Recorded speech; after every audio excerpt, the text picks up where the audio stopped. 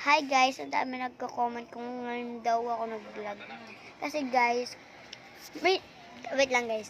May nakakain, sino na po nakakain nito sa TikTok? Masarap po ito.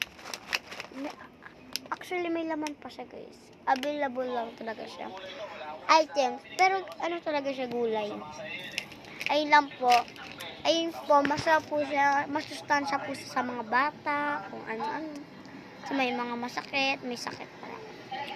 Ayun guys, magbabalik na nga po pala ako sa pagbablog.